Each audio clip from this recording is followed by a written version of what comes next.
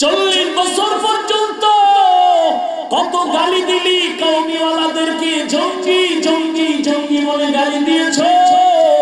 সরকার বাহাদুর থেকে শুরু করে প্রশাসন, গোয়েন্দা বিভাগের সদস্য চুরচেরা বিশ্লেষণ করে তন্ন তন্ন করে তদন্ত রিপোর্ট বের করে দায়িত্বহীন ভাষায় জানায় দিল এদেশের মাদ্রাসায় জঙ্গি নাই, জঙ্গি নাই, জঙ্গি নাই। বরং এদেশের মাদ্রাসা হলো আদর্শ মানুষ গড়ার ফ্যাক্টরি। এরপরেও যদি কেউ বলে জঙ্গি, আমি ঢাকায় বলছি, আজও বলি, এই ঘোষণার পরেও যদি কেউ বলে কওমিতে জঙ্গি আছে, আমি বলবো তোর মা জঙ্গি, তোর বাবা জঙ্গি, তোর কবরের চোদ্দ গোষ্ঠী। আসসালামু আলাইকুম ওয়া রাহমাতুল্লাহি ওয়া বারাকাতুহু।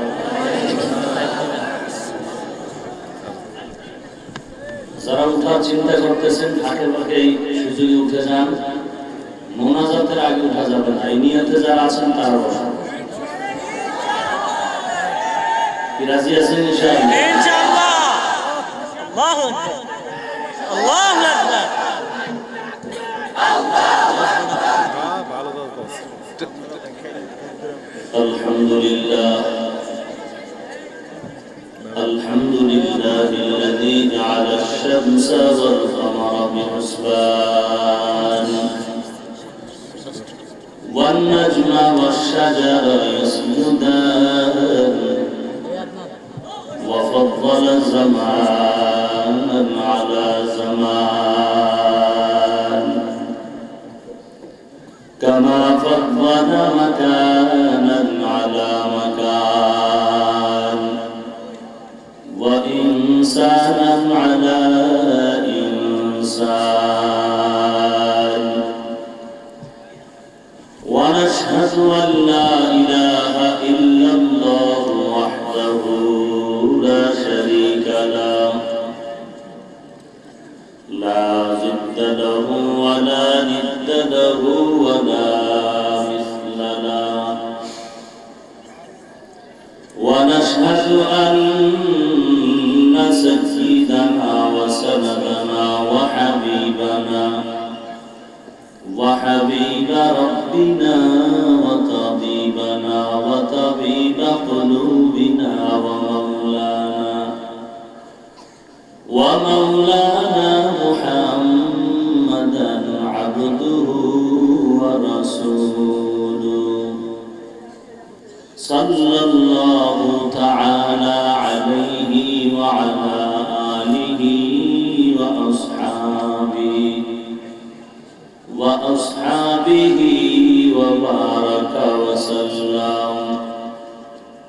وبارك وسلم تسليما كثيرا كثيرا الذي أرسله الله تعالى بالحق بشيرا ونذيرا وداعيا إلى الله بإذنه وسراجا منيرا أما بعد فأعوذ بالله من الشيطان الرجيم بسم الله الرحمن الرحيم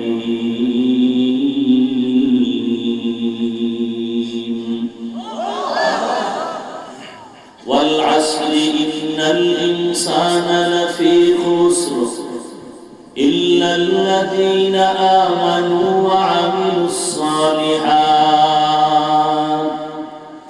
وتواصوا بالحق وتواصوا بالصبر. وقال النبي صلى الله عليه وآله وسلم لا طاعة لمخلوق في معصية الخالق أو كما قال النبي عليه الصلاة والسلام صدق الله مولانا العظيم وصدق رسوله النبي الكريم ونحن على ذلك من الشاهدين والشاكرين والذاكرين والحمد لله رب العالمين اللهم صل على محمد النبي الأمي وعلى آله وسلم تسليما سبحانك لا علم لنا إلا ما علمتنا إنك أنت العليم الحكيم رب اشرح لي صدري ويسر لي أمري واحلل عقدة من لساني من لساني يفقهوا قولي الحمد لمن قدر خيرا وخبالا الحمد لمن قدر خيرا وخبالا والشكر لمن صور حسنا وجمالا والشكر لمن صور حسنا وجمالا فرد صمد عن صفة الخلق بريء فرد صمد عن صفة الخلق بريء رب أزلي خلق الخلق كمالا رب أزلي خلق الخلق كمالا لا ضد ولا ند ولا عد لمولاه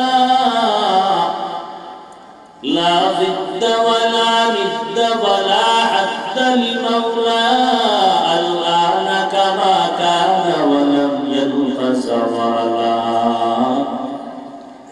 الآن كما كان ولم يلق زوالا জামিয়া তালিমিয়া মাদ্রাসা কর্তৃক আয়োজিত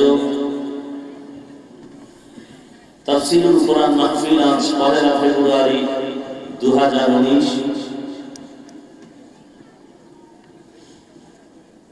বহুদূর থেকে আপনারা কষ্ট করে সে জুমার নামাজের আগ মুহূর্ত থেকে এখানে উপস্থিত।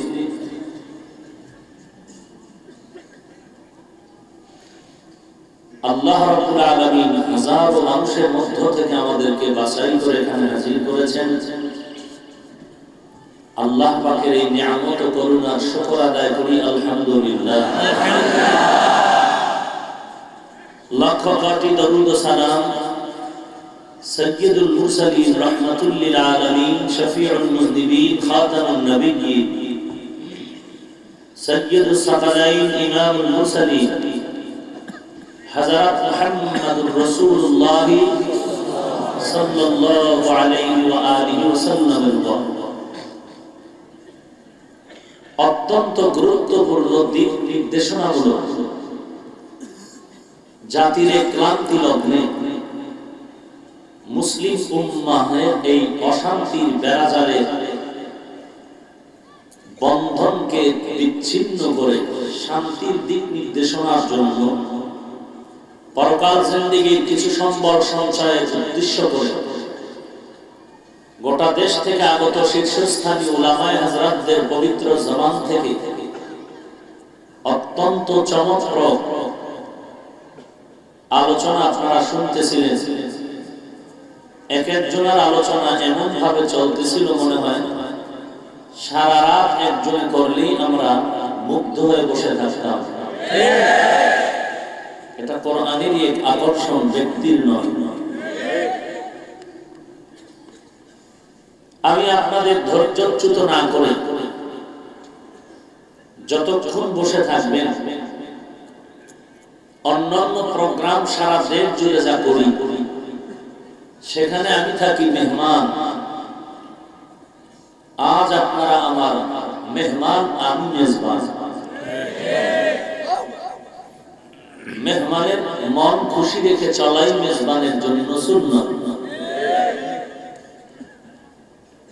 আমি অন্য ওয়াজে গেলে আমার টাইম বান্ধা থাকে, আমি যখন চাবো তখন আমাকে দিতে হবে, না হয় আমার মন রক্ষা না করলে সুন্নতের উল্টা হবে। আজ আপনারা আসছেন, আপনাদের দিল মন রক্ষা করার জন্য সাধ্যমতো চেষ্টা করা রাসূলের তরিকা আমার উপরে কর্তব্য। আমি এটা কিভাবে বুঝবো আপনারা কতক্ষণ কথা শুনতে চান আর কতক্ষণ আপনারা ধৈর্যচ্যুত হতে চান? এটা একটা প্রাথমিক পরিচয় হলো, যদি দেখা যায় ময়দান থেকে কেউ উঠে যাওয়ার ভাব দেখাচ্ছেন, তাহলে আমি বুঝতেছি আপনি আমাকে দোয়া করার জন্য ইশারা করতেছেন।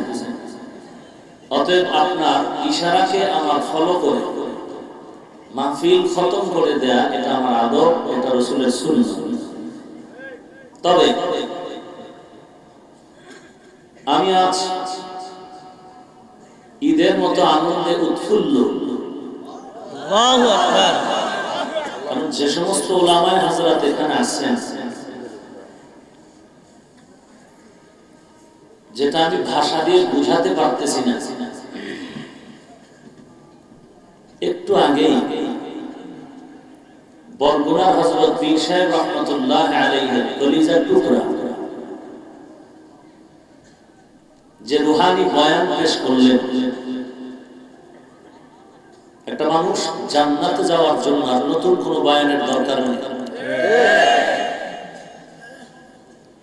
যে বরগুনার হযরত পীর সাহেব রাহমাতুল্লাহ আলাইহি রুহানি তাওয়াজ্জু এবং চোখের নেক নজর, দিলের দোয়া আর তার হাতের কিছু চর থাপ্পড় আর পায়ের কিছু লাথি খেয়ে আজ এখানে আমি হাজির। আমাকে এখানে বসাইছে তার এই রুহানি দোয়া।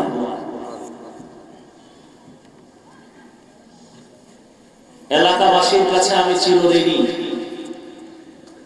যারা আজ অক্লান্ত পরিশ্রম করে এই প্রোগ্রামের আঞ্জামে সহযোগিতা করতেছেন। আপনাদের থেকে কিছুই চাই না, তাদের জন্য দোয়া চাই। আল্লাহ যেন পরিপূর্ণ হেদায়েতের দৌলত তাদের সিনায় দান করেন। আপনারা প্যান্ডেলে ঢুকতেই দেখেছেন, আসার পথে হাতের ডানে মাদ্রাসা ভবন, নিজস্ব জায়গায় দীর্ঘ ৩-৪ বছর পর্যন্ত রাস্তা হয়েছে কয়েক মাস আগে, মাজা বরাবর পানি। আমি প্রোগ্রামে যেতাম ভ্যানে করে, মেইন রোডে যেতাম। আলহামদুলিল্লাহ রাস্তা হয়েছে, মাদ্রাসা জায়গা প্রায় 40 লক্ষ টাকা ঋণ করে জায়গাটার দলিল করেছি কয়েক মাস আগে, কাজ ধরেছি। ছাত্ররা 3টা বিল্ডিং এ ভাড়া, না ভালো স্টেজার জায়গা দিতে পারি, ঘুমানোর জায়গা দিতে পারি, এদিকে ছাদও দিতে পারতেছি না, ফ্লোরও করতে পারতেছি না। আপনাদের থেকে টাকাও চাচ্ছি না, তবে আল্লাহ তাআলার কাছে বান্দা দোয়া করলে আল্লাহ পাক একটু নজর দিলে কুদরতের সব হয়ে যাবে ইনশাআল্লাহ। দোয়া চাই, মাদ্রাসার যাবতীয় প্রয়োজন আল্লাহ কুদরতি খাজানা থেকে ব্যবস্থা করে দিন। কেউ যদি বলেন যে আমি একটু শরীক হতে চাই, আমাদের মুরব্বীদের এরকম নিয়ম খুব কম যে মানুষের ধৈর্য বিরক্ত করে কালেকশন করা। তবে আপনারা যদি অনুমতি দেন, ধৈর্য ধরেন, তাহলে আমি শেষের দিকে কিছু বললাম, না বললে নেই। সেটা আমার জন্য না, মাদ্রাসার জন্য। রাসূল দ্বীনের জন্য চেয়েছেন, সাহাবায়ে কেরাম দিয়েছেন। অতএব আমিও দ্বীনের স্বার্থে চাওয়াটা এটা এক সুন্নাত। অতএব আপনাদের কাছে দোয়া চাই, আল্লাহ মাদ্রাসা কবুল করেন, এলাকাবাসীকে কবুল করেন। মাদ্রাসা পেছনে অগ্রণী ভূমিকা ছিল। এই এলাকার একজন মুরব্বী, আমি কাতারে থাকতে ইন্তেকাল করেছেন, আলহাজ মনির হোসেন সাহেব, আল্লাহ তার কবরকে জান্নাত দান করুন। আমিন। নাম বললে অনেকেরই নাম এখানে আছে, সবার জন্য দোয়া হবে। তো আজকে একজন ব্যক্তিকে দিয়ে আমি আজকে মোনাজাতটা করাতে চাই, যিনি জুমার আজানের পরে বয়ান করেছিলেন। আমার দীর্ঘ অভিজ্ঞতার আলোকে আমি বলছি, চ্যালেঞ্জ করে,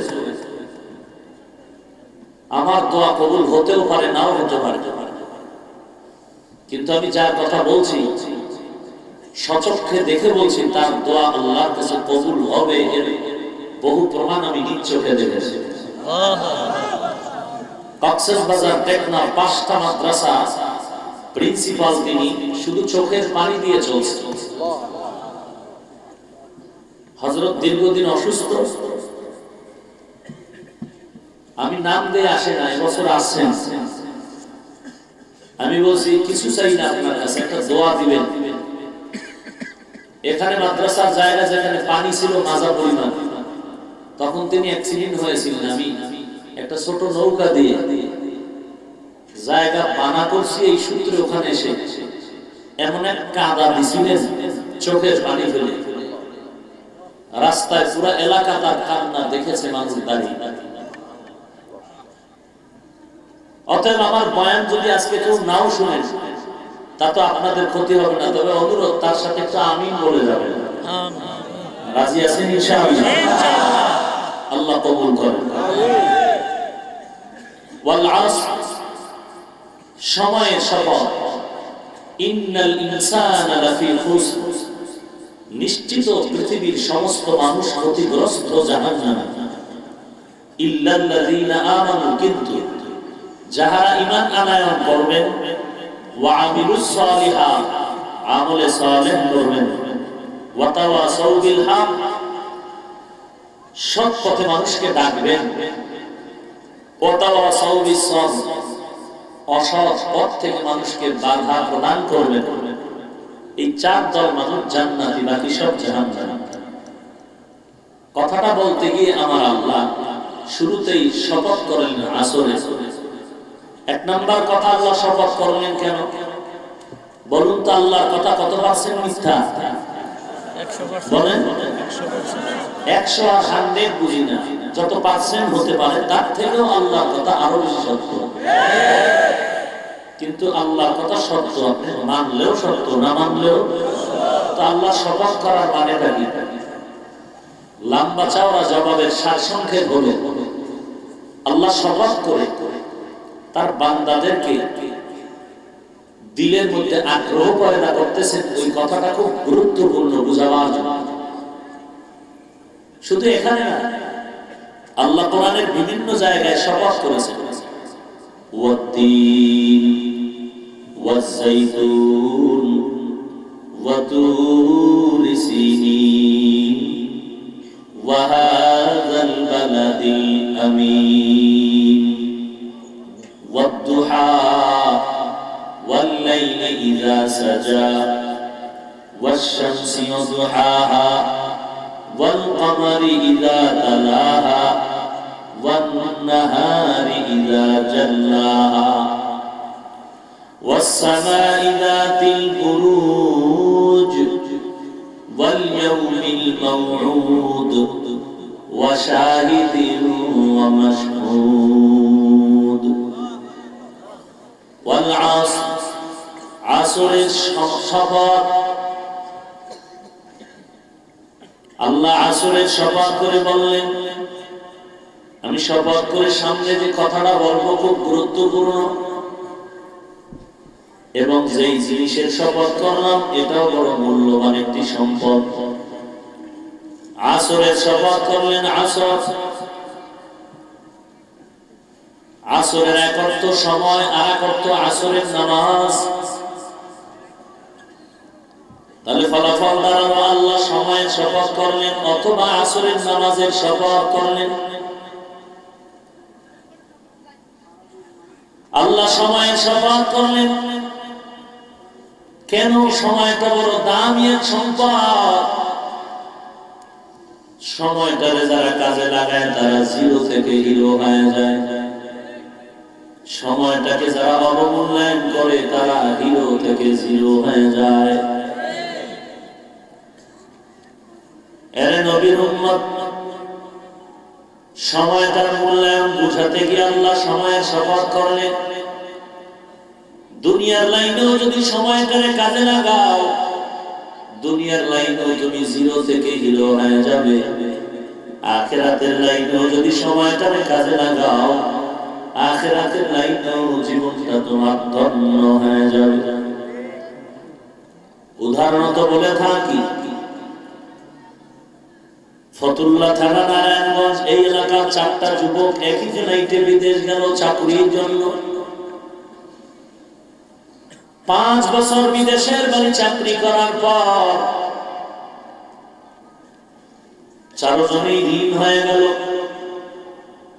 এলাকার থেকে ঋণী হয়ে বিদেশ গেল।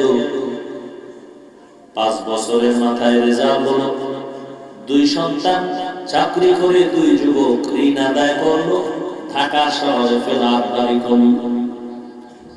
আর 2 জন যুবকের হালাত এমন হয়ে গেল, ঋণ আদায় করা দূরের কথা, নিজে বেঁচে থেকে রুজি রোজগার নিয়ে সংসার পরিচালনাটা কঠিন হয়ে গেল। ভাইজান, তোদের এমন হালাত কেন? বলে, আমরা তো ডিউটি ঠিক মতোই করেছি, ওরা এত উন্নতি লাভ করলো কেন? একটু জিজ্ঞাসা করো তাদেরকে। ডাক দিয়ে বলে, যুবক ভাই, তোমরা 2 জন জিরো থেকে হিরো হয়ে ঢাকা শহরে ফ্ল্যাট বাড়ি করেছো, আর এই 2 যুবকের হালাত হিরো হলো না, জিরো কেন? বলে, আমরা জানি না, তবে আমাদের উন্নতির একটু ঘটনাটা করে বলতেছি। আমরা যে বিদেশ এসেছি ঋণ হয়, ঘুমানোর জন্য আসি নাই। আমার চিন্তা আমার মাথার উপর, আমার মা, আমার বাবা, আমার ভাই, আমার বোন, আমার সন্তান, আমার স্ত্রী, পরিবার, এই চিন্তা নিয়ে আমি বিদেশের ভারী চাকরি করি। এমন অবস্থায় আমার ঘুমানোর কোনো সময় নাই। মালিকের পক্ষ থেকে যতটুকু টাইম আমাকে ডিউটির জন্য নির্ধারণ করে দেওয়া হয়েছে, ওই সময়টা আমি ডিউটি করি, ঘুমাই না। বাকি সময়টাকেও আমি ওভার ডিউটি করে সময় কাটাই। সময়টার মূল্যায়ন করি, ওরা ওই ওভার ডিউটি না করে নাক টেনে ঘুমায়। সমাজে বহু পান দোকানওয়ালা, বাদাম বিক্রি করনেওয়ালা জিরো থেকে হিরো হয়ে গেল সময়টাকে মূল্যায়ন করার কারণে। আবার কত 5 তলার মালিক গাছতলায় নেমে গেল সময়কে অবহেলা করার কারণে। আল্লাহ বলেন, সময়ের শপথ, সময়টারে যদি কাজে লাগাও, দুনিয়ার লাইনেও দামি হওয়া যাবে, পরকাল জিন্দেগিতেও দামি। আসরের একত্র সময়, আখিরাতের লাইনেও সময়টারে কাজে লাগাও। দৈনন্দিন কত ওয়াক্ত নামাজ? 5 ওয়াক্ত নামাজ। যোহরের নামাজ 10 রাকাত, অন্য ওয়াক্তের থেকে যোহরের নামাজের 1 রাকাত বেশি। এশায় বিতির সহ কত? 9 রাকাত। এই যোহরের 10 রাকাত নামাজ ইস্তেনজা ওযু সেরে নামাজ আদায় করতে 20 মিনিটের বেশি লাগার কথা না, ধরে নিলাম আধা ঘন্টা। আধা ঘন্টা সময় লাগায় যোহরের নামাজ, আসর, মাগরিব, এশা টোটাল 5 ওয়াক্তে আধা ঘন্টা করে সময় নিলাম। 2.5 থেকে 3 ঘন্টা সময় যদি বান্দা মূল্যায়ন করে যদি আল্লাহর কদমে সিজদা দিয়ে সময়টারে কাজে লাগাও, 2.5 ঘন্টার সওয়াব শুধু তুমি পাইবা না, আল্লাহ তাআলা তোমাকে এই 5 ওয়াক্ত নামাজের বরকতে তোমার 24টা ঘন্টাই ইবাদতের খাতায় লেখা হবে। মকুন সুসতি নামাজে পাঞ্জগানা ফাওয়াইলুল মুসাল্লিনা আল্লাযীনা মুমিনারা নামাজে ইমদাদে দাস্তাইনু আয়াতে কুরআন বাখা আয়াতে কদ আফলাহারা ইয়াদকুম গামুর কুন্দর মানিয়াজদেল সাদিকুন আসেনি নামাজ পাঁচ ওয়াক্ত নামাজ ফজরে মুসল্লি নাই জুমার দিনও আল্লাহর বান্দারা নামাজে গিয়া ইমামের সালামের পরে দৌড় বাকি 4 রাকাতের খবর নাই ঠিক এমন দৌড় বাড়ি গিয়া দেখে আরেকজনের জুতা নিয়ে হাজির এরে নবীর উম্মতের দল রাহমাতুল লিল আলামিন বলেন পৃথিবীর শ্রেষ্ঠ ওই ব্যক্তি চোর যে ব্যক্তি নামাজ চুরি করে মতো চোর আর কেউ নেই এরে নবীর উম্মত আল্লাহর নবী বলেন এশার নামাজ যদি কেউ জামাতে আদায় করে ঘুমাও আবার যদি ঘুম থেকে উঠে ফজরের নামাজ জামাতে আদায় করে নাও রাতের বেলা ঘুমাইয়া যেই সময়টা তুমি ব্যয় করেছো এই সময়টাকেও নেকের পাল্লায় ওজন দেওয়া হবে একটুখানি নেকের তরে রোজা হাশরের মাঠেতে বাবা ঘুরবে ছেলের পিছে ছেলে বাবার আগেতে আহাতে মন কঠিন দিনেতে নামাজ তোমায় ভুলবে না ঠিক মতো পড়িলে নামাজ জান্নাত তোমার ঠিকানা ঘুমের চেয়ে নামাজ ভালো আর তুমি ঘুমাইও না ঠিক মতো পড়িলে নামাজ জান্নাত তোমার ঠিকানা আমার প্রাণের ভাই বোনেরা জলদি করে উঠে যাও ওযু করে তাড়াতাড়ি নামাজ পড়তে লেগে যাও নবী বেনামাজির শাফাআত করিবেন না ঠিক মতো পড়িলে নামাজ জান্নাত তোমার ঠিকানা এরে নবীর উম্মতের দল সময়টারে কাজে লাগাও 5 ওয়াক্ত নামাজ তুমি আধা ঘন্টা সময় লাগায় যদি আদায় করে নাও আল্লাহ নবীকে আল্লাহ বলেন উম্মতের জানায় দেন আমি আল্লাহ 5 ওয়াক্তের বিনিময়ে 50 ওয়াক্ত নামাজের সওয়াব দান করব ভাইরা আমার ভালো করে আমরা খেয়াল করি আল্লাহ আসরের শপথ করলেন আসর মানে সময় আসরের আগে করতে হলো আসরের নামাজ আল্লাহ আসরের নামাজের শপথ করলেন কেন হাফিজু আলাস সালাওয়াত ওয়াস সালাতিল উসতা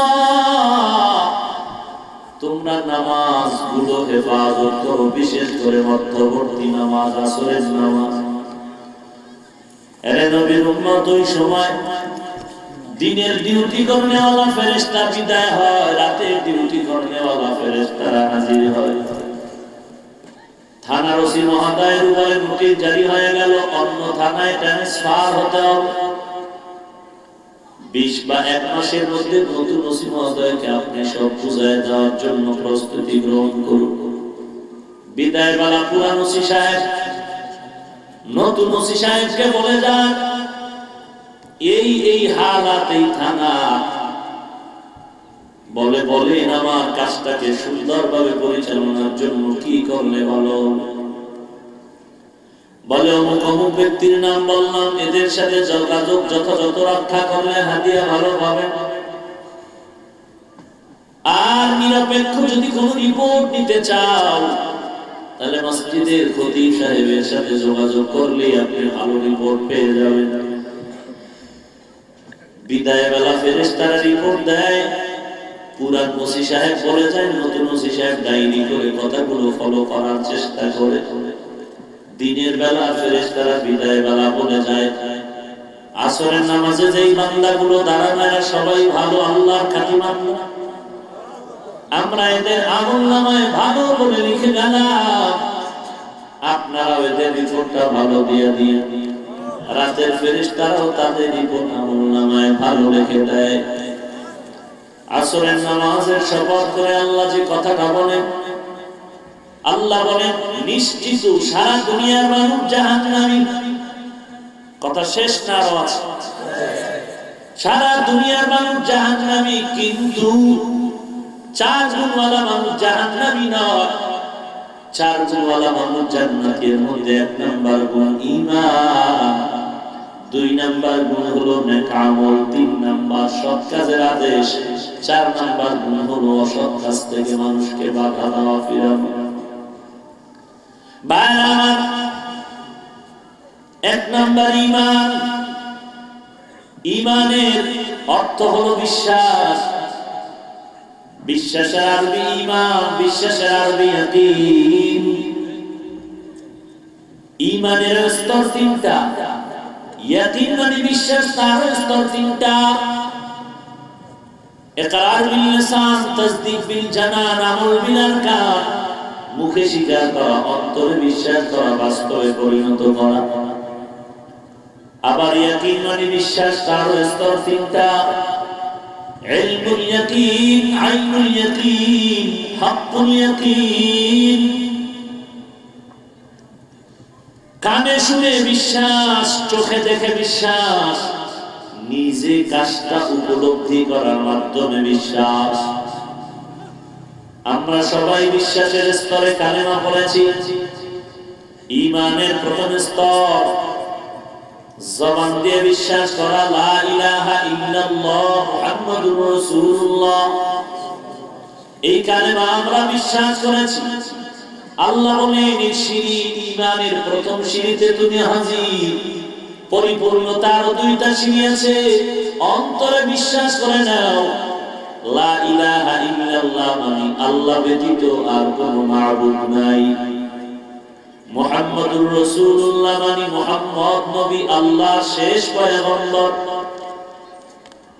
এই 2টা কথা অন্তরে ঢুকাও, আল্লাহ ছাড়া কেউ নাই, আমার মুহাম্মদ নবী শেষ নবী। সিঁড়ি 2টায় উঠলাম, 3 নাম্বার সিঁড়ি তুমি অন্তরে বিশ্বাস করার পরে কাজের দ্বারা দেখাও তুমি 2টা কথা মানো। আল্লাহ ছাড়া কেউ নাই, তার ব্যাখ্যা হলো বান্দা তুমি বাস্তবে প্রমাণ করো আমি আল্লাহ ছাড়া কাউকে মানি না। রাস্তে বলেন আল্লাহ ছাড়া কাউকে মানি না। আল্লাহর গোলামি ছাড়া কারো গোলামি, আল্লাহ ছাড়া কাউকে হায়াতের মালিক বলেন বলেন, আল্লাহ ছাড়া কাউকে রিজিকের মালিক, ঘুমাসতেছে মনে হয়, আল্লাহ ছাড়া কাউকে রিজিকের মালিক সবাই মানেন না। গ্রামীণ ব্যাংকের উপায় কি হবে? हकीकतों से तू दुनिया बेखबर है, दुनिया की नुमाइश पर नजर है। नमी गुयम कि आज दुनिया जुदा बाश, पहरकारी के बाशिबा खुदा बाश। কালেমার হাকিকত হলো আল্লাহ ছাড়া আর কাউকে মানি না, এটা লা ইলাহা ইল্লাল্লাহর দাবি। মুহাম্মাদুর রাসূলুল্লাহর দাবি হলো আমি যার তরিকা মানি তিনি হলেন আমার নবী, অর্থাৎ আল্লাহ ছাড়া কারো গোলামি মানি না, আমি নবীর তরিকা ছাড়া কারো তরিকা মানি না। সবাই কথা একমত? বলেন আমার নবীর তরিকার থেকে খাজা মাইনুদ্দিনের তরিকা বড়? বলেন কেমন নবী আমার? দুনিয়ার সরকার অর্থ মন্ত্রণালয় আলাদা, খাদ্য মন্ত্রণালয় আলাদা, ওখান থেকে খাদ্য বন্টন হয়। ফতুল্লা থানায় 200 টন গম দাও, চাল দাও, গরিবের ভেতরে টাকা দাও, কিন্তু কেমনে বাক করবা, কেমনে রান্না করবা, কিভাবে খাইবা এই পদ্ধতি কেউ শিখায় দেয় না। রাহমাতুল লিল আলামিন এমন পাওয়ারফুল একজন পয়গম্বর। বান্দা তুমি শুধু চাও নিবা তা না, কেমনে পাক করবা তাও নবী নিজ হাতে পাক করে দেখায় দিলেন, কিভাবে খানায় বসবা তাও দেখায় দিলেন, কিভাবে খানার লোকমা মুখের মধ্যে দিবা তাও নবী দেখায় দিলেন। এইরকম আদর্শবান নবী, এইরকম আদর্শবান ব্যক্তি জমিনে দ্বিতীয় আর কেউ হতে পারে না। সেই নবীর তরিকা মানবেন কি মানবেন না? কথা বলেন না কেন? তাহলে টুপি নিয়ে দ্বন্দ্ব কেন? এই পাগলি, নবীর তরিকা মানেন কি মানেন না? তাহলে টুপি নিয়ে দ্বন্দ্ব করেন কেন? আমি পাঁচকুল্লিওয়ালা, পাঁচকুল্লি টুপি মাথায় দেওয়ার পর আমি তো কোনোদিন আজ পর্যন্ত অন্য টুপিওয়ালাকে হিংসা করি না, গালিও দেই না, দেখলে সালাম দেই।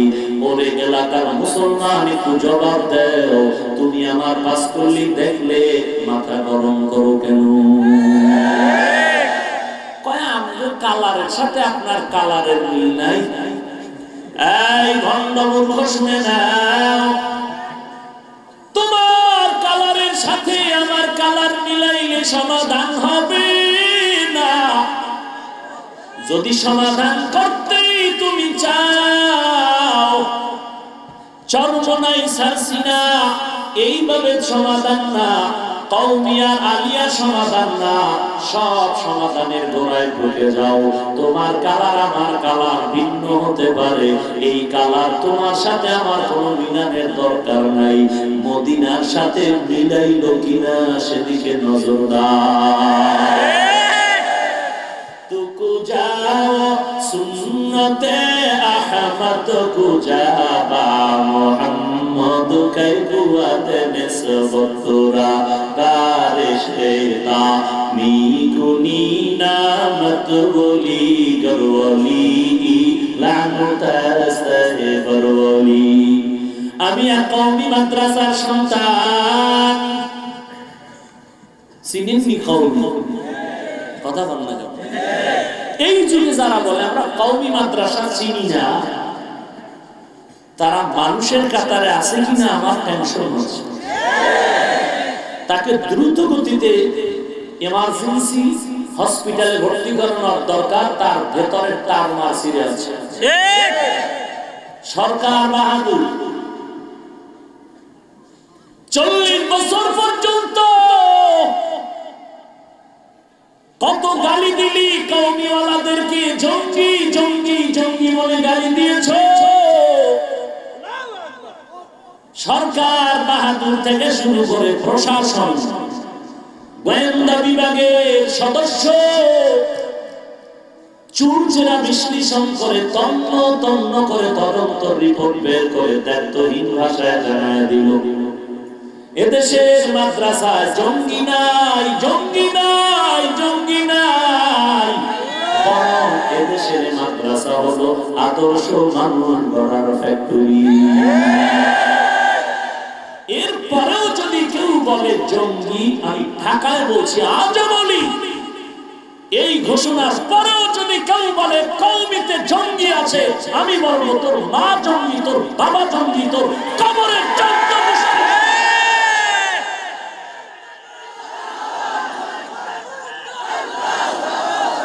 তোর রক্ত যতদূর গেছে সব জঙ্গি, কওমিওয়ালারা জঙ্গি নয়। এই জন্যই তোর পাঁচকুল্লি দেখলে চান্দি গরম, কারণ এরা গালি দিতে জানে না, এরা মানুষকে দেখলে সালাম দিতে জানে, এরা মানুষকে বুকে টানতে জানে, পিঠ দিতে জানে না। আমি কওমি মাদ্রাসার সন্তান। আজ পর্যন্ত ইন্টারনেট খুঁজো, একটা বয়ান বের করে দেখাও। স্কুলের বিরুদ্ধে বলি না, কলেজের বিরুদ্ধে বলি না, আলিয়া মাদ্রাসার বিরুদ্ধে কোনো কথা বলি না। অসচেতন নবীরা আসে জবাব দাও, তুমি কওমি বলে কেন গালি দাও? বুঝা গেল তোমার তাহাজ্জুদ মিস হয় না? হ্যাঁ, তুমি কেমন তাহাজ্জুদ করো জানো? এক বেচারার মুখের বাম্পা লম্বা, হঠাৎ করে মদ পান করতে গিয়া মোষ উঁচু করে মদ পান করে, ডাক দিয়ে কয় ভাই এত কষ্ট করে মদ পান করো কেন? তুমি হুজুর গো শোনো, হুজুরেরা বলছে কিছু পান করতে গেলে মোষ ভিজলে মাকরু হবে। পান করে কি মশাও গিয়া মাকরু মাসআলা থেকে বাঁচার জন্য ভাবো। এক বেচারা মুরগি চুরি করতে গেছে, এক ঘর থেকে একটা মুরগি নিয়ে ম্যাডাম বের তাড়াতাড়ি রান্না কর, আর এক ঘরে যেমন ফ্রেশ হয়ে আসতেছে, ফ্রেশ হয়ে ঘরে এসে বলেন খানা দাও, বলে এখনো হয় নাই। একটা মুরগি পাক করতে এত টাইম লাগে না? বলে তুমি বুঝো কিছু? এই মুরগিটা রান্না করতে গিয়ে ভেতরে কত চিকন চিকন হারাম রক, এগুলো বাঁচতে বড় সময়। আল্লাহর বান্দা ডাক দিয়ে কয় রে ম্যাডাম তার ছিঁড়ে গেল নাকি? চুরি করা মুরগির আবার হারাম বাঁচলো? মুরগিটা এমনি চুরি করা হারাম বাঁচলো দিলে তার সেরা ভাইরা আমার। যেই বান্দার ঈমান আকীদা আউযুবিল্লাহ পারে না, বিসমিল্লাহ পারে না, কোরআন সামনে দিলে কোরআনের আরবি বুঝে না, বুখারী শরীফ দিলে হাদিসের কিতাব আরবি পড়তে পারে না, এই বান্দা যদি বলে ও বুখারীর দালাল দলিল দিয়া কিতাব নিয়ে যদি চাপাবাজি করে, আমরা বলবো তুমি চাপাবাজ হতে পারো, আসল আলেম হতে পারো না। ভাইরা আমার, কেন আজ এই হিংসা, কেন দ্বন্দ্ব? আমিও তো যেই নবীর উম্মত, তুমিও যদি বলো আমিও সেই নবীর উম্মত। তোমার নবী আমার নবী এক, তোমার কাবা আমার কাবা এক, তোমার কোরআন আমার কোরআন এক, তোমার আল্লাহ আমার আল্লাহ এর নবীর উম্মতের দল, তাহলে তোমার আমার কথাবার্তা হবে এক, সেখানে দ্বন্দ্ব হবে কেন? কথা বলেন না কেন? সেখানে দ্বন্দ্ব কত ঘনীভূত হয়ে গেল। আজ মসজিদেও দ্বন্দ্ব প্রখর, হাত বাঁধা নিয়ে দ্বন্দ্ব, আমি নাচতে জোরে নিয়েও বড় দ্বন্দ্ব। কয় হুজুর সবই ঠিক আছে, কিন্তু দরুদ শরীফ তো বলেন না। আল্লাহর কসম, এই দেশের বড় বড় মাদ্রাসায় যারা বুখারী ক্লাস করান, হাদিসের কিতাব পড়ান, এরা প্রত্যেকটা হাদিসের শুরুতে বলেন ক্বালা রাসূলুল্লাহ সাল্লাল্লাহু আলাইহি ওয়া আলিহি ওয়াসাল্লাম। এরা যত দরুদ শরীফ এই জমিনে পড়ে, এদের মতো দরুদ পড়নেওয়ালা আশেকার কেউ না। এর বড় কয় দরুদ পড়ে না, তার মানে হইলো তোমার মতো বঙ্গোপসাগরের ঢেউ দেয় না, এই তো এই ব্যবধান। এর নবীর উম্মত ভালো করে পয়েন্ট মনে রাখবেন। এখানে বিদ্যুতের বাতি জ্বলে, হারিকেন দরকার আছে?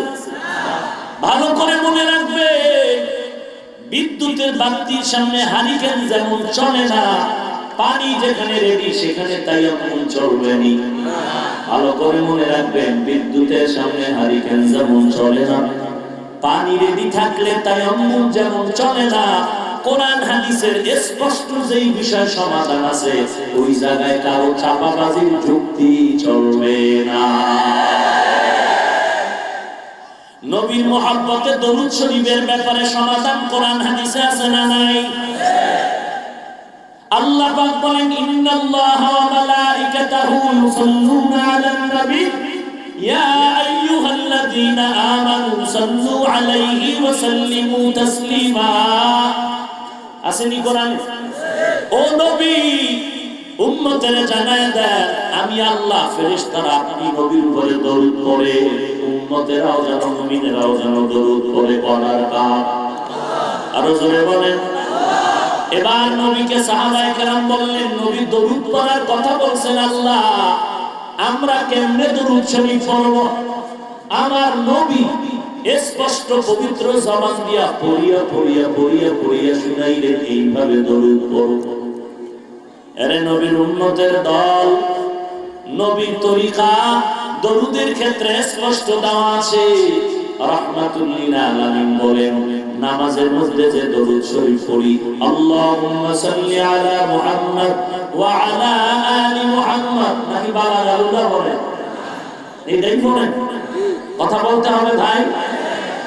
আপনাদের এলাকার কোন ইমাম সাহেবকে যদি দাওয়াত দেন, ইমাম সাহেব যদি দোকান উদ্বোধনে গিয়ে এই দরুদ শরীফ আলহামদুলিল্লাহ বলে মুনাজাত করে, কেমন যেন মালিকের মুখে হাসি ছিল, এখন চান্দি গরম হয়ে গেছে।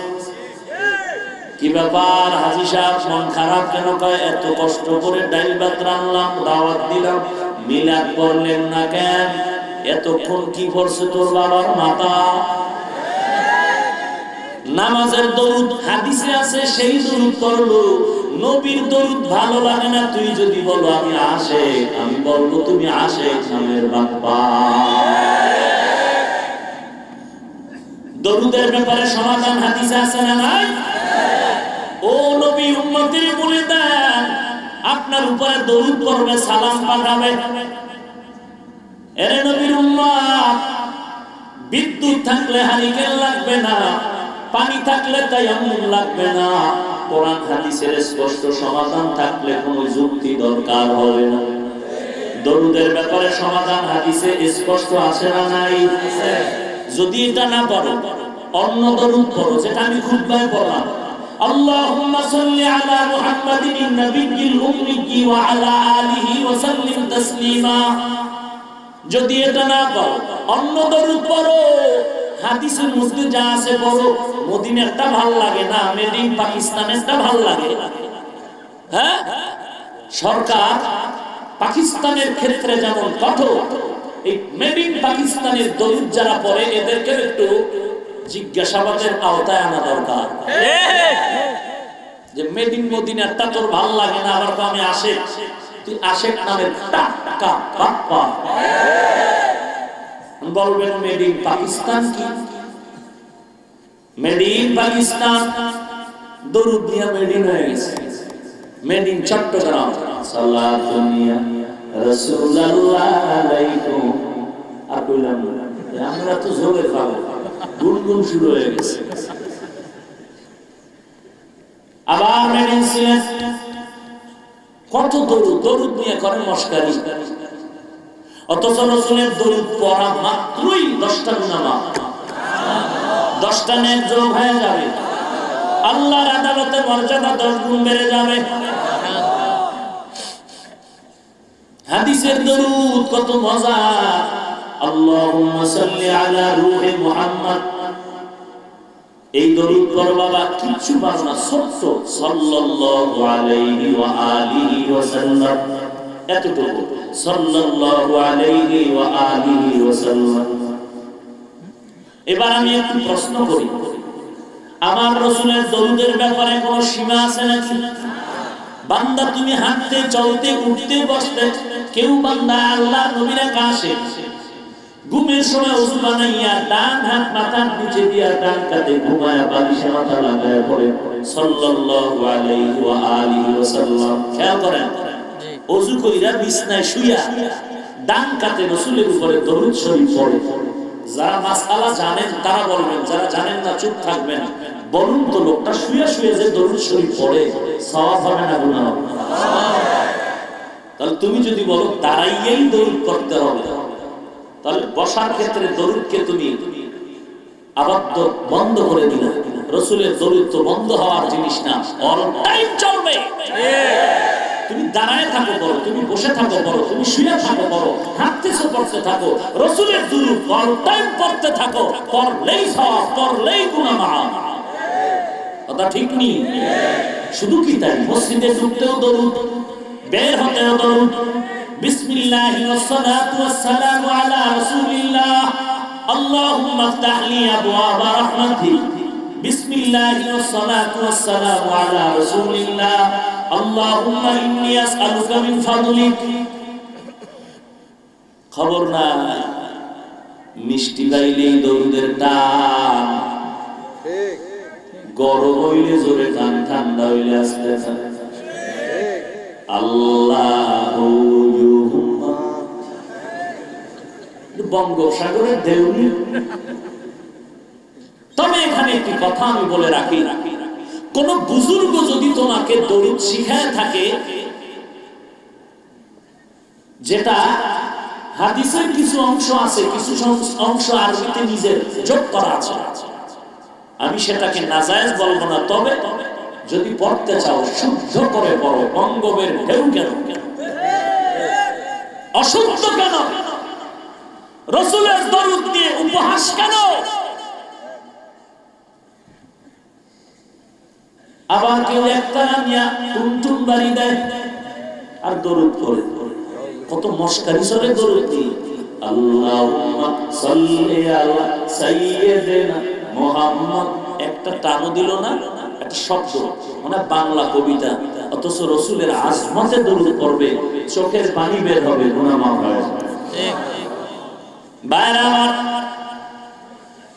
ঈমান নিয়ে বলুন তো, আমি কি দরুদের বিরুদ্ধে বলছি? মদিনার নবীর শিখানো দরুদ কেন পড়ো না রে ভাই? এরপরে সালাম, নবীকে সালাম দাও, কিভাবে দিবা? আল্লাহ তাআলা নবীর মাধ্যমে স্পষ্ট সালাম দিয়ে দেখায় দিলেন কেমনে নবীরে সালাম দিবা। স্পষ্ট হাদিসে সমাধান আছে। গোটা বাংলাদেশে আমি চ্যালেঞ্জ করেছি, কোনো দ্বন্দ্ব নাই, কোনো হিংসা নাই, কোনো দূরত্ব নাই, কোনো গালাগালি নাই। আমি হাফিজুর রহমান আজ ঘোষণা করতেছি, বাংলাদেশে কেউ যদি কওমিওয়ালা তোমার পক্ষে দরুদ সালাম না পড়ে, আমি একা বলবো খোদার কসম, খোদার কসম, খোদার কসম করে বলি, আমি মানুষের বাচ্চা হয়ে বলতেছি, কেউ যদি তোমার সাথে তাল মিলায় দরুদ না পড়ে, আমি হাফিজুর রহমান ইয়া নবী সালাম আলাইকা পড়ব। তবে একটু প্রশ্নের জবাব দাও, ইয়া নবী সালাম আলাইকা বলে নবীকে সালাম দেওয়ার একটা হাদিস যদি গোটা দুনিয়া খুঁজে বের করে দিতে পারো, সহিহ হাদিস, সহিহ হাদিস লাগবে না, একটা সহিহ হাদিস সহিহ লাগবে না, একটা হাদিস 10 লক্ষ হাদিসের কিতাব, কম বেশি একটা হাদিস যদি দেখাইতে পারো, কোন হাদিসে আছে ইয়া নবী সাল্লাল্লাহু আলাইহি বলে নবীরে সালাম দেওয়া যাবে, একটা হাদিস সহিহ লাগবে না, সহিহ যদি দেখাইতে পারো, বাংলাদেশের কোন আলেম যদি তোমার সাথে না যায়, আমি একা ইয়া নবী সাল্লাল্লাহু আলাইহি বলে সালাম দিতে তৈয়ার।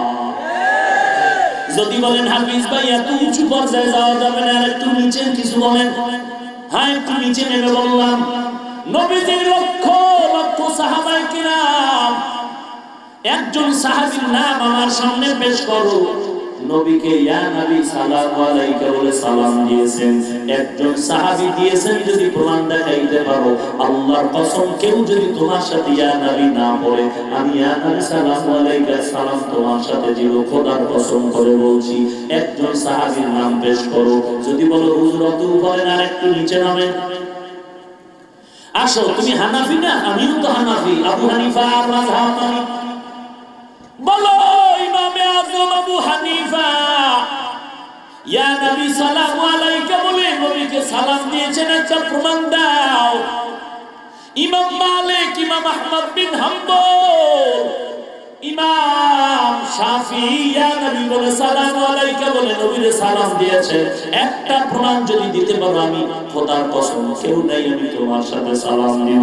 তারপর চাই আমরা নবীর উম্মতরা এক ময়দানে থাকবো, বেঈমানের মোকাবেলায় যাব, কিন্তু নিজেরা দ্বন্দ্ব করে ঈমান নষ্ট করব না। এরে নবীর উম্মতের দল, ও তুমি শেষ সময় এসে বলো ভাইজান, হাজী ইমদাদুল্লাহ মুহাজির মক্কি রাহমাতুল্লাহ আলাইহি নবীরে দরুদে দাঁড়াইছে। আর সচরাচর আমার বাংলাদেশের তুমি জবাব দেও, জৈনপুরের কারামত আলী জৈনপুরী রহমাতুল্লাহ আলাইহি, সারসিনার নিসারউদ্দিন রহমাতুল্লাহ আলাইহি দরুদে দাঁড়াইতেন। আমি বলবো, প্রশ্নের জবাব দেওয়ার আগে বলবো, তুমি সারসিনার দলিল পড়ে দাও। সারসিনার নিসারউদ্দিনের যে আখলাক ছিল, ইখলাস ছিল, রুহানিয়াত ছিল, আমল ছিল, কান্না ছিল, তার 1000 ভাগের 1 ভাগও আমল তোমার মধ্যে না। যদি থাকতো তো কোনোদিন আমাকে গালি দিতি না, ঠিক? অতএব নিসারউদ্দিন সারসিনা, হাজী ইমদাদুল্লাহ মুহাজির মক্কি, জৈনপুরী কারামত আলী রহমাতুল্লাহ আলাইহি সহ যত ওলিদের নাম বলবি, নিজে যদি জবানকে হেফাজত করতে না পারো, তাদের দলিল দেওয়ার কোনো অধিকার তোর নাই। হাজী ইমদাদুল্লাহ মুহাজির মক্কি দরুদে যদি দাঁড়াইতেন কিন্তু ইয়া নবী সাল্লাল্লাহু আলাইহি বলেছেন তার প্রমাণ দাও। ইয়া নবী সাল্লাল্লাহু আলাইহি বলে নবীর সালাম দিলে এত যদি ফজিলত হয়, এই বড় ফজিলতের কাজটা আবু বকর করলেন না কেন? এত বড় ফজিলতের কাজটা ওমর করলেন না কেন? এত বড় ফজিলতের কাজটা ওসমান করলেন না কেন? এত বড় দামি বরকতের কাজটা হযরত আলী করলেন না কেন? এত বরকতের দামি কাজটা হযরত আবু হানিফা ইমাম করলেন না কেন? এত বড় বরকতের দামি কাজটা ইমাম মালিক করলেন না কেন? কে সেই ইমাম মালিক? চিনো? মদিনায় 70 বছর কাটাইছে, জীবনে মদিনায় জুতা পরেন না। নবীর এত বড় আশিক, 70 বছর মদিনায় জুতা পরে না, কারণ কি? ইমাম মালিক বলে আমি মদিনার বড় পাগল, মদিনার যেখানেই নাক লাগাই আমি রওজার মিশকের ঘেরান পাই। আমি এই ভয়ে আদব রক্ষায় জুতা পরি না। ইমাম মালিক জীবনে 70 বছর মদিনায় ছিলেন, একবার মক্কায় গেলেন আর গেলেন না, কিন্তু দিল চায় বারবার যায়। বছরে 2-3 বার, মাসেও 2-3 বার হেঁটে গেল যাওয়া যায়, একবারও যান না কেন? ইমাম মালিকের মধ্যে নবীর ইশক এত বেশি যে ইমাম মালিক ভয় পায় বাইতুল্লাহ গিয়ে যদি ফিরে আসতে না পারি আমার মনের আশা পূরণ হবে না। আমার মনের আশা হলো আমি মদিনার নবীর বড় আশিক, আমার ইন্তেকালের পরে আমার জীবনের সমাধিটাও যেন মদিনার জমিনে হয়। এই কারণে আমি মদিনা ছেড়ে মক্কায় যাই না। যদি ফিরে না আসতে পারি হায়াতের তো গ্যারান্টি নাই। কষ্ট হচ্ছে মনে হয়? আর 2-4 মিনিট সামনে যাই, থাকবেন না চলে যাবে? সবাই থাকতে রাজি? একটু দেখি তো কারা কারা থাকবেন না।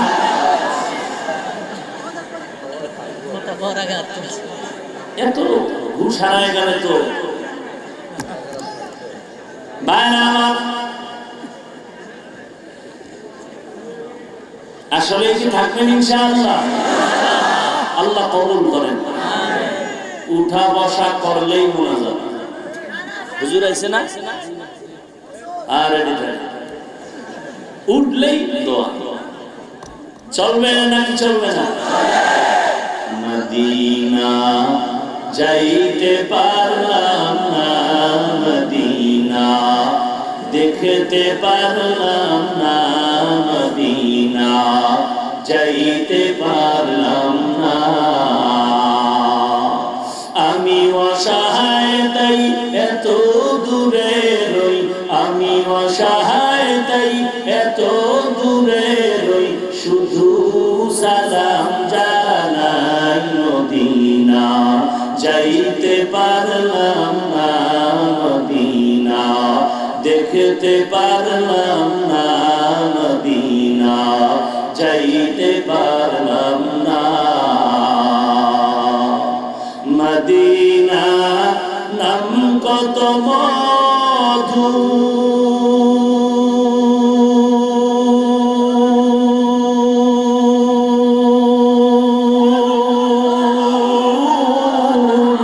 মদিনা আর যে কত দূর,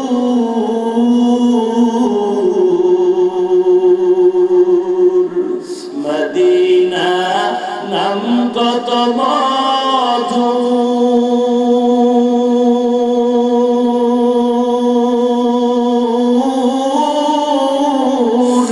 মদিনা আর যে কত দূর।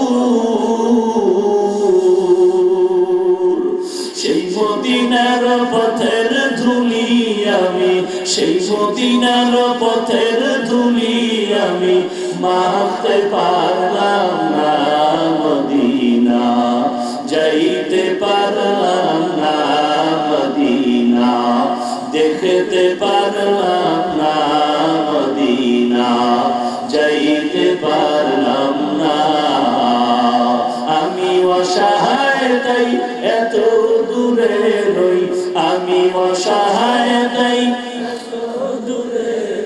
শুধু সালাম জানাই মদিনা মদিনা, যাইতে পারলাম না মদিনা, দেখতে পারলাম না।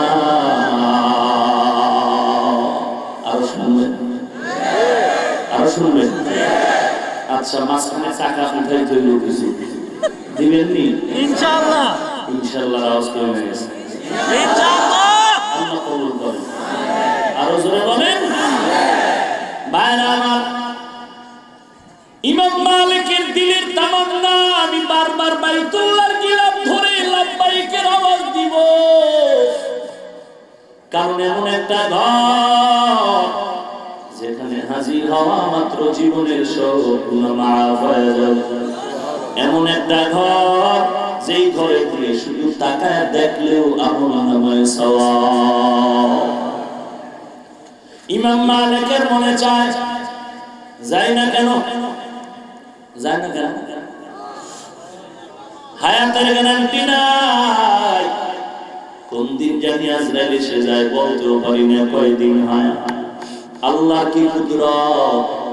একদিন ইমাম মালিকের সাথে ঘুমের ঘরে আল্লাহ রসুলের সাথে মোলাকাত হয়ে গেল।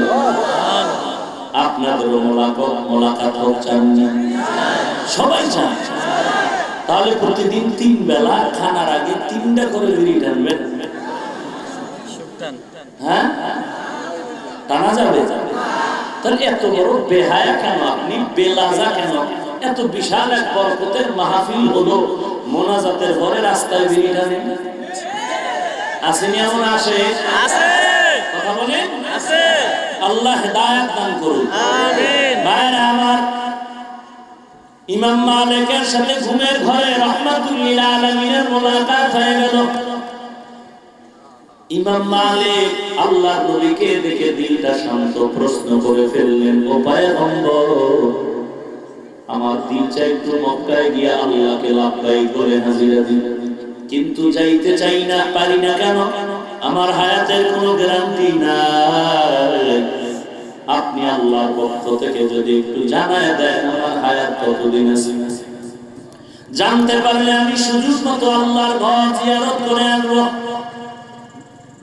নবীর আশিক ইমাম মালিক আল্লাহর নবীর থেকে জানতে চাওয়ার, প্রশ্ন করা মাত্র মদিনার পয়গম্বর বরকতের হাত উঁচু করে 5টা আঙ্গুল দেখায় দিলেন।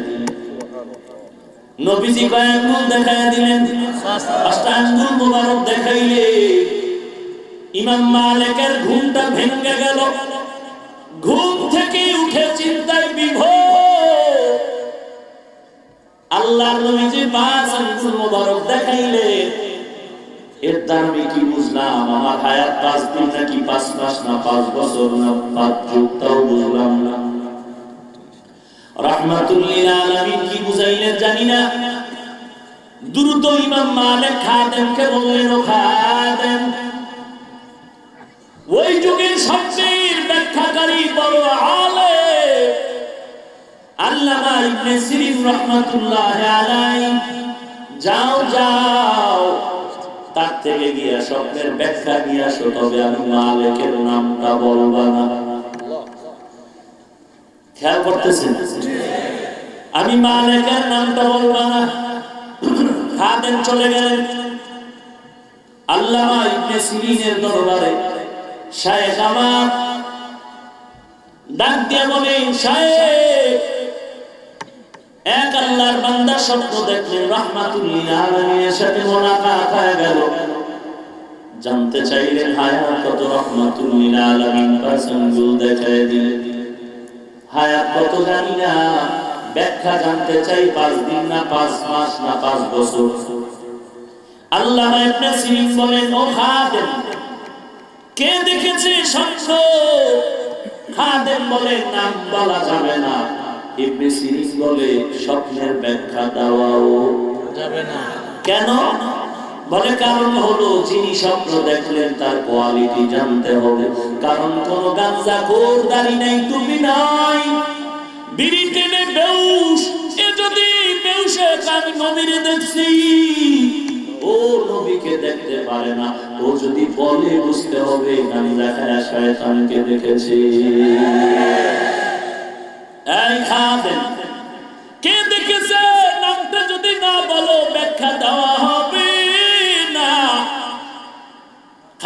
চললেন ইমাম মালিকের দরবারে। সাহেব, নাম না বললে ব্যাখ্যা দেওয়া হবে না। এই আদর্শ নগর বাদামতলা ফতুল্লাহ থানা এলাকাবাসী মা বোনেরা, ও বৃদ্ধ বাবাজি, ও যুবক, ভালো করে শুনে নাও, ভালো করে বুঝে নাও, পায়ে ধরে বলে যে এই জমিনে যারা ফুলের বাতি, ফুলের ঘ্রাণ ছড়ায় গেলে, যাদের ঘ্রাণটা এখনো নাকে লাগায় মানুষ তৃপ্তি পায়, এই জমিন থেকে এক এক করে ফুল ঝরে গেলে, হাফিজ জি হুজুর নাই, শাইখুল হাদিস নাই, ওই চট্টগ্রামে মুফতি আজম ফয়জুল্লাহ নাই, যার কবর থেকে মিশকের ঘ্রাণ বের হয়ে গেছিল। চট্টগ্রামের ইমানদার ভণ্ড সবাই কবর থেকে মাটি নিয়ে নিয়ে বাড়ি যায়। হাটাজারি হযরত সহ আলেম ওলামা গিয়ে কান্না শুরু করলেন, আল্লাহ এই ঘ্রাণটারে বন্ধ করে দাও, না হয় শিরকে পরিণত হতে চলছে। কান্না করার পর আল্লাহর কুদরতে চট্টগ্রামের মুফতি আজমের কবরের মাটির ঘ্রাণ বন্ধ হয়ে গেল। ওই ফুলের ঘ্রাণে আজ গোটা বিশ্ব মাতোয়ারা হয়ে আছে রে মুমিন। তাদের ওই ফুলের ঘ্রাণ নিয়ে মানুষ অন্তরে তৃপ্তি পায়। এ জমিনে তাবলীগে ফুলের গাছ লাগাইলে আজকে দুনিয়ায় নাই। ওই উজানির জমিনে ঘুমন্ত কামেল ফুলের গাছ লাগায় গেলে আজ ঘেরান পাই, তার ঘেরান চলে গেল কিছু অংশ চরমনায়।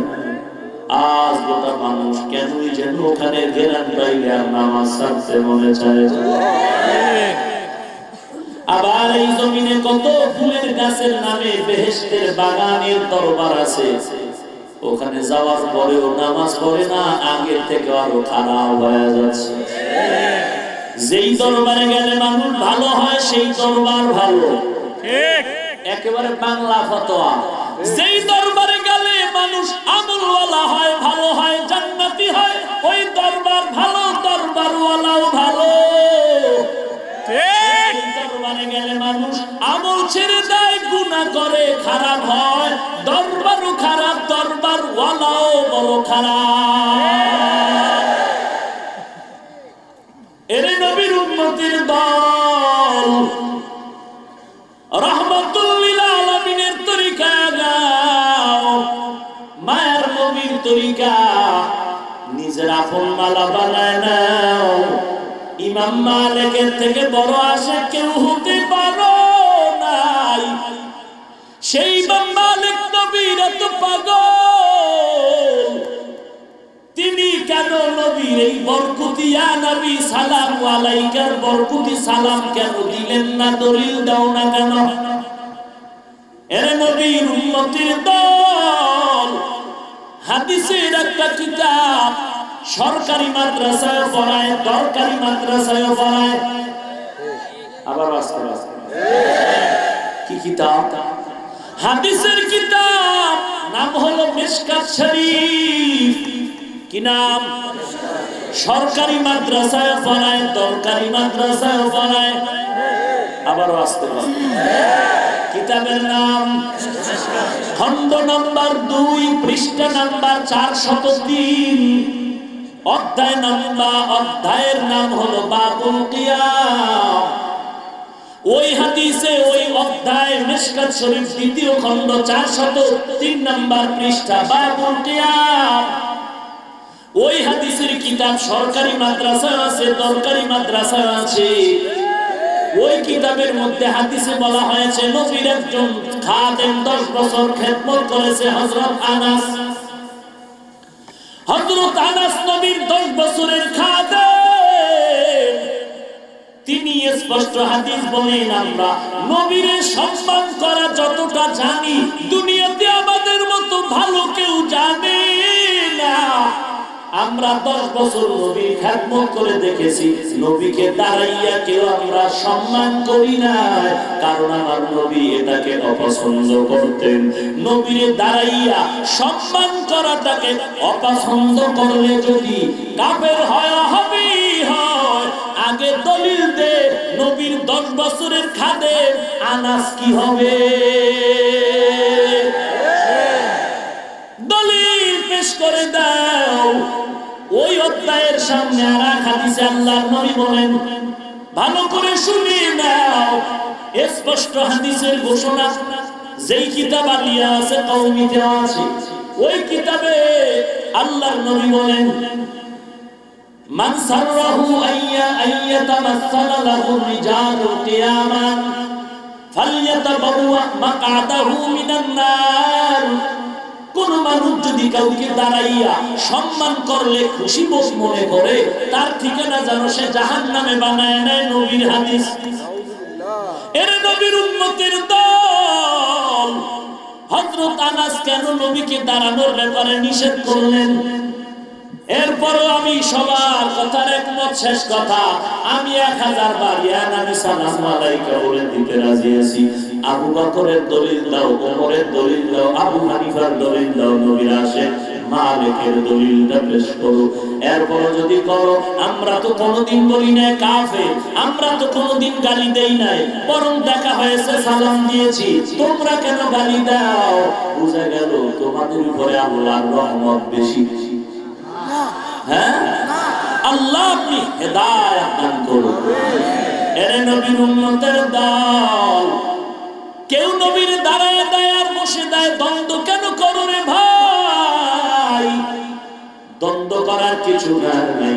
তুমি তোমার কবরে যাবা, আমি আমার কবরে যাব, দ্বন্দ্ব ভুলে যাও, আল্লাহর মহব্বতে চলতে থাকো। ইমাম মালিক খাদেম বলে, হুজুর নাম না বললে স্বপ্নের ব্যাখ্যা হবে না।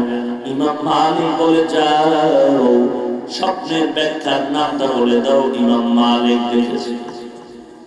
খাদেম চলে গেলেন আল্লামা ইবনে সিরিনের দরবারে।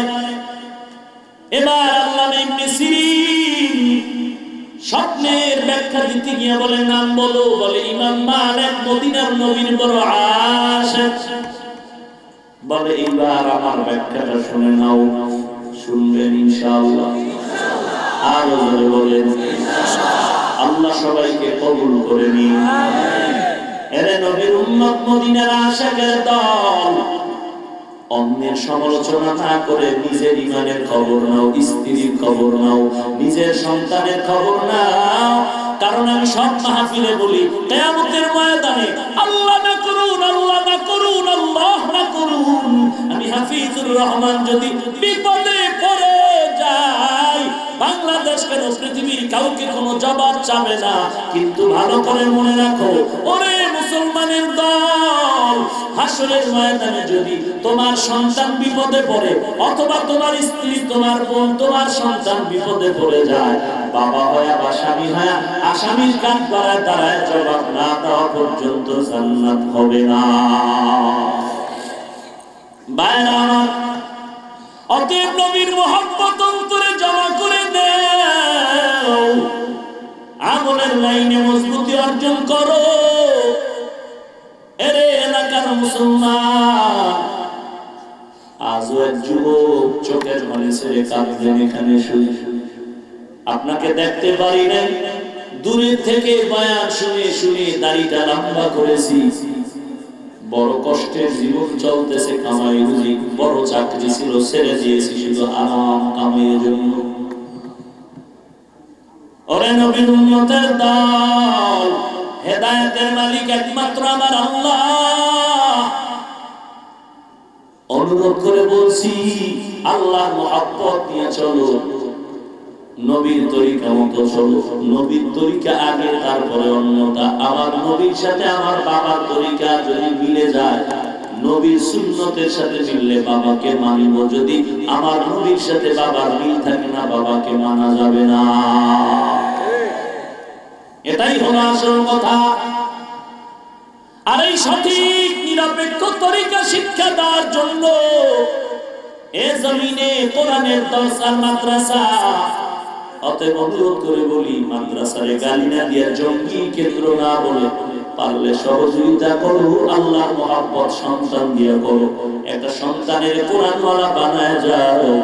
এখানে যেই সরকারি কর্মকর্তা এবং জনপ্রতিনিধি বক্তব্য দিলে সকলেরই কথা নির্যাস হলো। এই জমিনে শান্তির একমাত্র ঠিকানা হলো আল্লাহর নবীর তরিকা আর কোরআন। এর কাছে আমাদের মাথা নত করতে হবে, না হয় উপায় নাই।